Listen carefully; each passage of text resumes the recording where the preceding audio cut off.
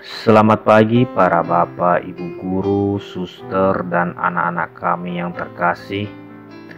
Sebelum kita mendengarkan firman Tuhan, marilah kita berdoa. Dalam nama Bapa dan Putra dan Roh Kudus, amin. Bapa kami yang bertakhta di kerajaan surga, kami bersyukur atas hari baik serta kesehatan yang boleh kami peroleh saat ini. Pada saat ini kami mempersiapkan diri kami untuk mendengarkan sebagian dari firman-Mu. Kami mohon kepadamu ya Bapa, bantulah kami dalam memahami apa yang Engkau kehendaki dan Engkau rencanakan dalam diri kami melalui firman yang akan kami baca dan dengarkan. Ampunilah kami Tuhan atas segala dosa dan pelanggaran kami, sehingga tidak menjadi penghalang berkat yang hendak Engkau berikan kepada kami. Doa dan harapan ini kami sampaikan kepadamu melalui anak-Mu Yesus Kristus. Kami berdoa dan mengucap syukur. Amin. Dalam nama Bapa dan Putra dan Roh Kudus. Amin. Bacaan Injil yang akan kita dengarkan pada pagi hari ini diambil dari Injil Markus bab 3 ayat 1 sampai 6. Injil Markus bab 3 ayat 1 sampai 6. Kemudian Yesus masuk lagi ke rumah ibadat. Di situ ada seorang yang mati sebelah tangannya. Mereka mengamat-amati Yesus, kalau-kalau ia menyembuhkan orang itu pada hari Sabat, supaya mereka dapat mempersalahkan dia. Kata Yesus kepada orang yang mati sebelah tangannya itu, "Mari, berdirilah di tengah." Kemudian katanya kepada mereka, "Manakah yang diperbolehkan pada hari Sabat? Berbuat baik atau berbuat jahat? Menyelamatkan nyawa atau membunuh orang?" Tetapi mereka itu diam saja. Ia berduka cita karena kedegilan mereka, dan dengan marah ia memandang sekelilingnya kepada mereka, lalu ia berkata kepada orang itu, "Ulurkanlah tanganmu." Dan ia mengulurkan tangannya, maka sembuhlah tangannya itu. Lalu keluarlah orang-orang Farisi dan segera bersengkongkol dengan orang-orang Herodian untuk membunuh dia. Demikianlah Injil Tuhan. Terpujilah Kristus. Bapak, Ibu, suster, serta anak didik kami yang terkasih dalam nama Tuhan Yesus.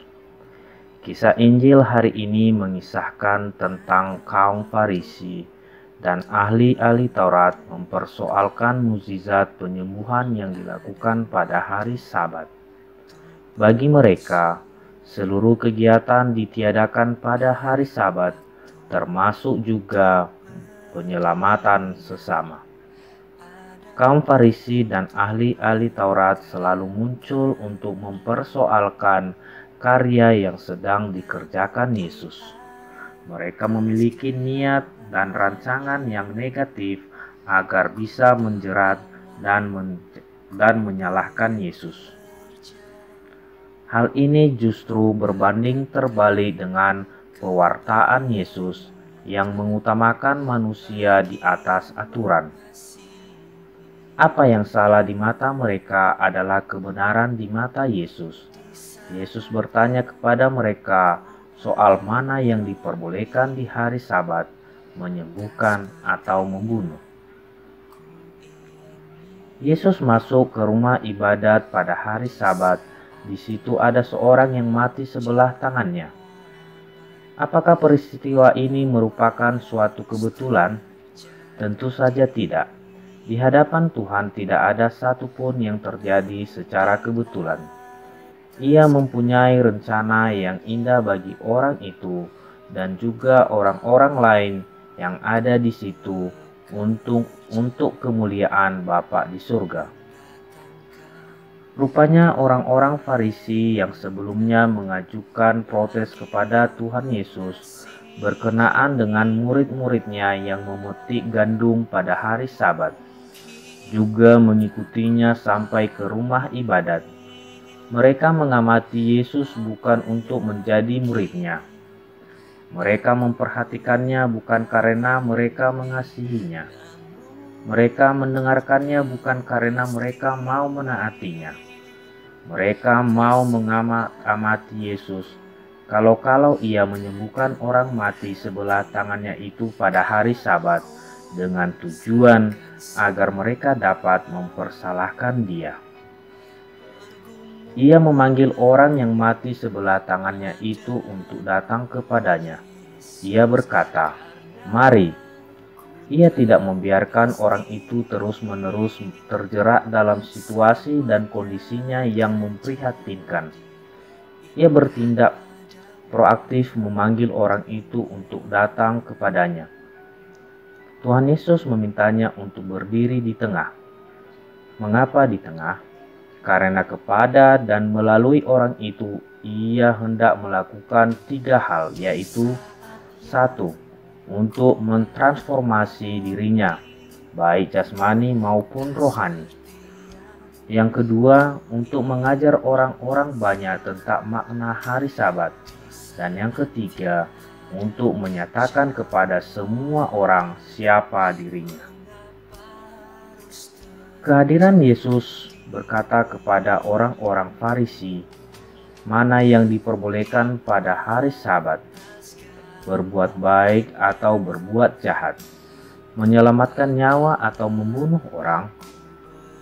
Orang-orang Farisi itu tentu tahu dengan pasti apa jawabannya, yaitu berbuat baik, menyelamatkan nyawa.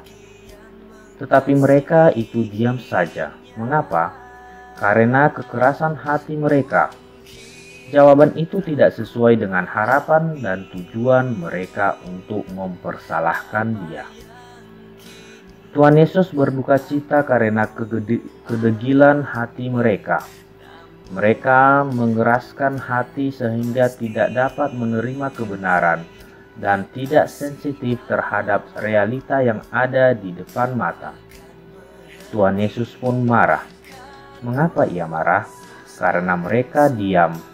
Karena kedegilan yang telah menutup pintu hati mereka, dan mereka tidak peka mereka terhadap kebutuhan orang lain yang perlu pertolongan. Apakah boleh marah? Boleh marah untuk alasan yang benar dan pada waktu yang tepat.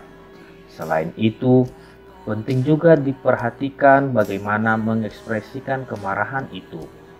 Tuhan Yesus berduka cita dan marah dalam waktu yang bersamaan, tetapi itu diekspresikannya dengan melakukan sesuatu yang baik.